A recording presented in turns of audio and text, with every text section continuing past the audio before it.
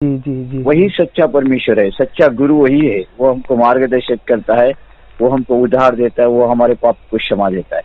देखिए, सब कुरान की तरफ से अगर अभ्यास करें, सब अगर ग्रंथों का अभ्यास करोगे तो एक ही बात उसको मिलेगा आप। जी वो ऋषि मुनि जो श्लोक वगैरह जो बोलते हैं ना, गायत्री श्लोक जो बोलते हैं ना, वो भी प्रभु यीशु को ही दर्शाता है जी। है किस ना। प्रकार से थोड़ा और बताएं ना। हाँ, मैं बताऊंगा ना। नमस्ते सभी को मित्रों, वैचारिक मंथन यूट्यूब चैनल पर मैं आपका साथी आशीष चौरसिया आप सभी का हार्दिक स्वागत एवं अभिनंदन करता हूं। मित्रों, अभी हाल ही में हमारे एक मित्र थे, उन्होंने मुझे सोशल मीडिया के माध्यम से कुछ फोटो भेजे जो कि एक पैम्फलेट के थे, जो उन्हें क्रिश्चियन मशीनरियों के द्वारा प्राप्त हुए थे। तो उस पैम्फलेट का शीर्षक था कि अगर हम दोबारा नहीं मिल सके तो। और उसके बाद जब मैंने उस पैम्फलेट को पढ़ा तो उसमें बस वही क्रिश्चियनिटी की और वही जलेबी पूर्ण बातें थी, घुमावदार बातें थी। लेकिन उसका जो हेडिंग था कि अगर हम दोबारा नहीं मिले तो, बड़ा ही इंटरेस्टिंग था। किसी भी व्यक्ति के हाथ में आएगा तो सबसे पहले वो उस हेडिंग को देख के आकर्षित जरूर होगा। ये इनका तरीका होता है, ये इनका ट्रिक होता है। तो खैर, उस पैम्फलेट के लास्ट में 2 नंबर थे, जिसमें से पहले नंबर पे जब मैंने कॉल किया तो पास्टर जी ने फोन उठाया। पास्टर जी ने शुरुआत में तो मुझे बहुत पकाया, लेकिन उसके बाद जब मैं उनसे सवाल करने लगा क्रिश्चियनिटी के रिगार्डिंग, तो फिर पास्टर जी को कितना सत्य का ज्ञान था और कितने बढ़िया तरीके से पास्टर जी ने समझाया, वो अगर आप भी सुनेंगे तो आपको भी पता चलेगा कि भैया ये मशीनरी वाले या फिर ये जो कन्वर्जन कराने वाले हैं, इनको कितना ज्ञान होता है और जब इनसे सही सवाल पूछा जाए तो ये किस प्रकार से धराशायी हो जाते हैं। तो उन्हीं पास्टर जी के साथ हुई हमारी बातचीत का पहला हिस्सा आज मैं आप लोगों के समक्ष रख रहा हूं। आप सब भी सुनिए एवं निर्णय लीजिए।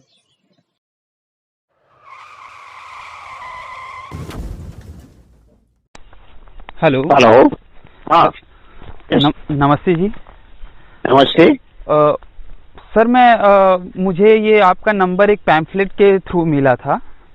ओके। आपके पास समय है, बात कर सकते हाँ, हैं? बोल सकता, बोले। जी सर, मैं बेसिकली अगर अपने बारे में बताऊं तो मैं यूपी का रहने वाला हूं और यस, ओके।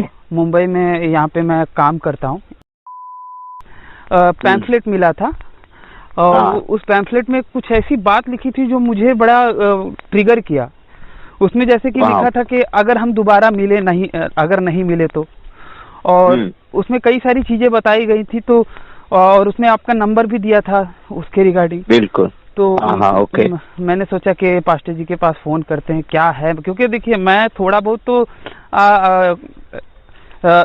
मतलब माइंड मत कीजिएगा मेरी बात को, लेकिन जो मैं टू बी फ्रैंक मैं बता रहा हूँ कि हम लोग ये जानते हैं कि क्रिश्चियनिटी भी एक धर्म है और चूंकि हम लोग बेसिकली हिंदू घराने में पैदा हुए, तो हम लोगों को तो यही घर वाले बताते हैं कि नहीं वो सब गलत होते हैं, वो सब अच्छे नहीं होते इस तरीके से, लेकिन अपने को ज्यादा खास पता नहीं है। लेकिन चूंकि वो जो पैम्फलेट में बात लिखी थी वो मुझे थोड़ा सा कौतूहल कहते हैं ना दिमाग में, तो वो मुझे लगा, तो मैंने सोचा कि एक बार फोन करके बात करने में क्या हर्ज है, बात कर लेते हैं। बिल्कुल, बहुत अच्छी बात है। ये पैम्फलेट इसीलिए आप देखो, इससे लिखा है क्या दोबारा हम फिर ना मिले तो। इसका कहने का मतलब है, देखो परमेश्वर एक है जी, आकाश एक है जी, पृथ्वी एक है जी, पानी एक है जी, सूरज एक है जी पास्टर क्या जी। दूसरा कोई सूरज है क्या? बिल्कुल नहीं। नहीं। तो ईश्वर भी एक है। तो कौन ईश्वर है, इसकी खोज होना चाहिए। इसलिए आपको पैम्फलेट है। ये ईश्वर कौन है? प्रभु यीशु मसीह। प्रभु ये यीशु। पुराने जमाने के लोग जो है ना, उनको कुछ भी मालूम नहीं। ये अपने माँ पिता के धर्म के जो हम उनको शिक्षा मिली उसी के आधार पर सब लोग चलते हैं। जी जी हाँ, जी। मगर सच्चा ईश्वर कौन है इनको कुछ भी मालूम नहीं है ना। तो सच्चा ईश्वर को हम कैसे पाएंगे पास्टर जी? हाँ, वही तो है ना। इसीलिए तो आपको पाने के लिए वो आपको पैम्फलेट दिया गया है। उसको ढूंढो। ये उसमें आप पढ़ोगे ना तो उसमें एक नाम आता है, प्रभु यीशु का नाम। जी जी जी जी। वही सच्चा परमेश्वर है, सच्चा गुरु वही है। वो हमको मार्गदर्शित करता है, वो हमको उद्धार देता है, वो हमारे पाप को क्षमा देता है। देखिए, सब कुरान की तरफ से अगर अभ्यास करें, सब अगर ग्रंथों का अभ्यास करोगे तो एक ही बात उसको मिलेगा आप। जी। वो ऋषि मुनि जो श्लोक वगैरह जो बोलते हैं ना, गायत्री श्लोक जो बोलते हैं ना, वो भी प्रभु यीशु को ही दर्शाता है जी। किस प्रकार से थोड़ा बताएं ना।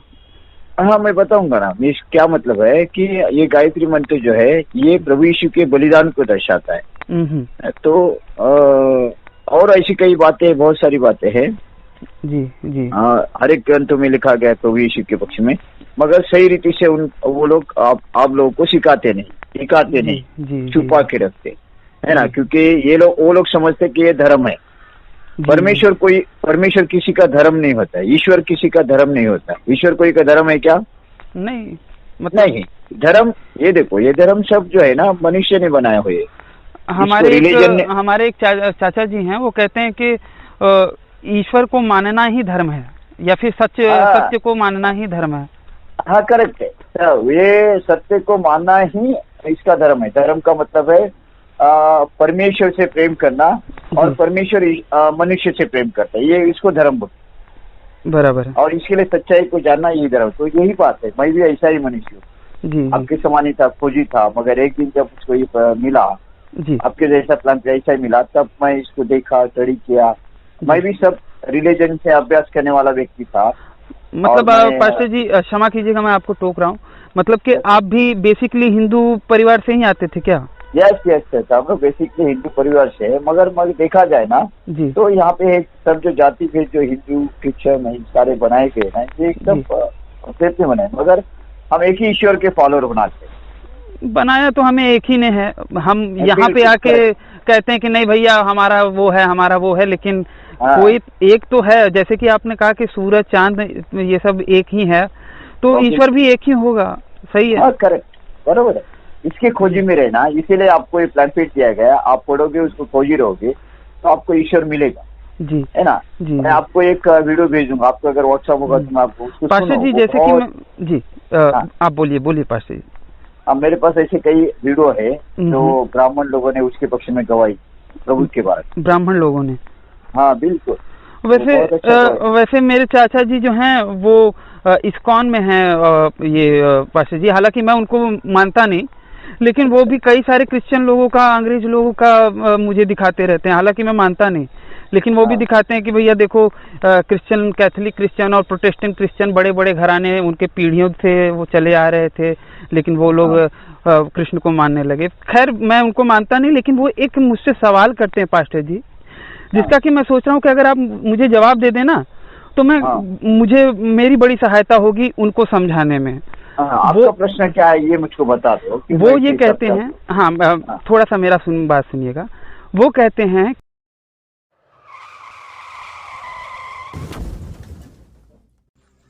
तो बस मित्रों, आज का हमारा ये वीडियो यहीं पे समाप्त होता है। अगर ये बातचीत आप लोगों को पसंद आई हो तो इसे कम से कम 5 मिनट का समाधान देते हुए अपनी मित्र मंडली में शेयर अवश्य करें। हो सकता है आपके एक शेयर से हमारा कोई भाई या बहन इनकी सच्चाई से अवगत हो जाए। आप में से जो कोई भी भाई बहन अगर सामर्थ्यवान हैं और मुझे मेरे इस कार्य में सहयोग करना चाहते हैं तो उन सभी का हार्दिक आभार एवं अभिनंदन है। इस वीडियो को अंत तक देखने के लिए आप सबका बहुत बहुत धन्यवाद।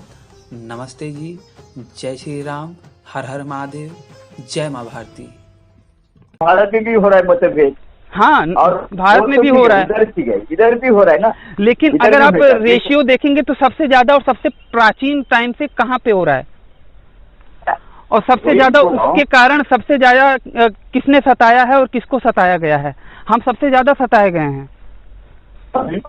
भले सताए गए, कहने का मतलब क्या है कि इसीलिए तो परमेश्वर का